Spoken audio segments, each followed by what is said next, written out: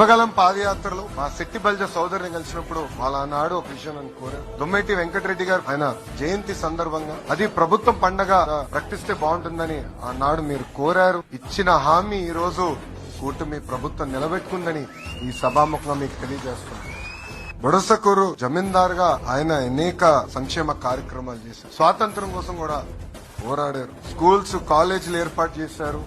లైబ్రరీలు కూడా ప్రారంభించారు. శెట్టి బల్జల కోసం ప్రత్యేకంగా ఒక సంక్షేమ సంఘం ఏర్పాటు చేసి అనేక కార్యక్రమాలు మనకు చేస్తాం కూడా జరిగింది.